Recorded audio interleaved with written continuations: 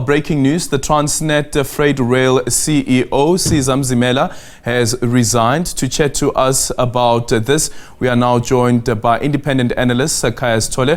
Khaya, good afternoon. Thank you so much for making time for us. A lot has been happening at Transnet. First, it was, of course, the change in the board, but now also the resignation of the group CEO, the CFO, and now we also have the Freight Rail CEO also resigning. What do you make of what's playing out? Good morning. You obviously woke up too early, Aldrin. It's still morning. Good morning to the viewers. I think what we obviously expected is that from the moment the Minister of Public Enterprises issued a directive to the board that they needed to look at the skill set of the executives, obviously with the view of testing whether they are appropriately skilled to turn around the fortunes of the entity, the writing really was on the wall. And so we saw last week that the CEO and the CFO resigned, but also quite importantly, TFR is indeed the heartbeat of the Transnet business. And since Siza Mzimela started running it in April 2020, it has really not performed, and its suboptimal performance has obviously dragged Transnet at large and also had much bigger implication on the economy at large. So I think her position has been untenable for a bit of time, and I think obviously it accelerated from the moment the CEO herself and the CFO vacated their positions last week. Yeah. Is it known though why Mzimela resigned, or could it be because of that call that you said the minister had made for the board to look into the skill set of the members of the executive? The reality is that it is surprising that it has taken so long, because even before the minister said something, you would have imagined that internally within Transnet, they would have had a set of key performance indicators that all executives are obviously held accountable to. And it is difficult to imagine that from the data that we've seen in relation to the performance of the TFR business, it is difficult to imagine that Siza Mzimela was meeting any of those particular expectations. So of course, the lingering question is why the board hadn't actually unilaterally taken the view that perhaps she wasn't the right person to run that particular business. And I think what we now know is that the minister's directive may have emboldened them to actually act on saying, well, here's a performance plan that we've come up with, and here are the actual outcomes. And there's clearly a disconnect between the performance indicators and the actual performance of this executive. So perhaps we should look for someone else. So that's really how the process should have materialized. But we do know that she obviously held on for as long as she could. And I think once the other executives have left, you imagine that she found herself in limbo, where perhaps it would be difficult to even say, I have the support of fellow executives now that they no longer exist. So it really made her position quite simply untenable.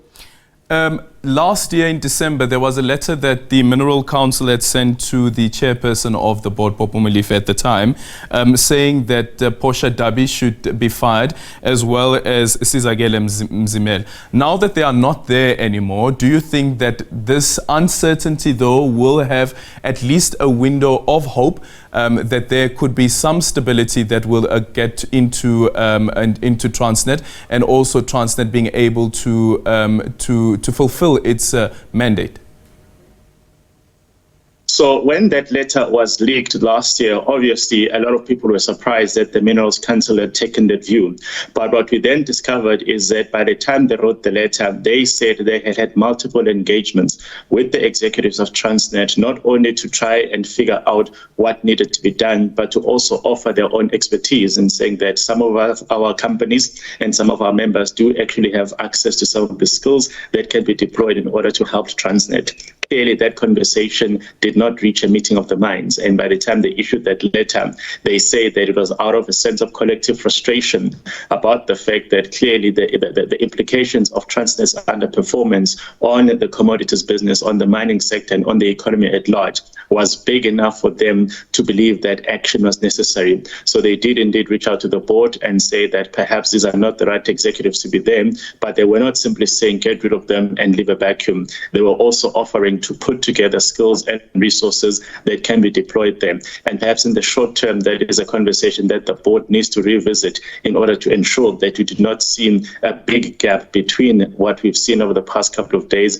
and obviously the eventual appointment of the new executives. The evidence in front of us, unfortunately, is that as soon as the Minister of Public Enterprises gets involved in these processes, they tend to take much longer than they should. The Eskom vacuum is one example of that, and it would be quite tragic if the Transnet situation were subjected to the same processes, because I think, unlike the Eskom problem where you've only had one senior executive leaving, here you've literally seen the entire exodus of the executive leadership, with perhaps the exception of the CEO of the Transnet NPA business, who is still there. So we absolutely cannot afford to have the same type of delays that have bedeviled Eskom, because it will simply mean that whatever we say is bad at Transnet now can only get worse in the interim. Yeah. So when Portia resigned and Michelle Phillips was appointed as the acting CEO, one of the concerns that were raised by some people in the industry as well was that Michelle perhaps doesn't have the necessary skills even to be acting in that position, also considering that she comes from the Transnet pipelines department or sector of Transnet. Do you hold the same view as well, that there could be a leadership vacuum that could be experienced in the executive while we have this process that the ministry would, well, the process at least, to appoint a new CEO, to appoint a new CFO as well? Yeah, it's inevitable that there will indeed be a vacuum. So when we do look at people who then take on the position of acting positions, it's never really a question of this is the most appropriately skilled person to be able to run this business. It's really a matter of within the existing senior management of the organization, who is the best they can find. So it's not really a thoroughly robust process that looks at multiple candidates and say this is the one with the blend of skills that is necessary to lead this organization. That is what the process of actually casting the net wider for a proper CEO then entails. So when people are indeed put in acting positions, it is quite an unfair imposition to expect them to sort of, keep the institutions going at the same level, because obviously had they been regarded as those that are appropriately skilled to run those organizations, perhaps they would have been appointed to such positions. Yeah. So I do think that Transnet's problem is going to be those that are acting in this particular capacity are probably individuals who are very skilled in particular areas, but perhaps do not tick all the right boxes in order to run with these particular positions. And given the fact that we're in a crisis moment, you do not want to let them linger on, holding on to these acting positions and not actually find the right skills to be able to say, this is the substantive appointment, this is the person who's then going to be held accountable for what happens next. And a quick final one, developments yesterday, of course, was the announcement of the new CEO of First Rand, Mary Vilakazi. What do you make of that development?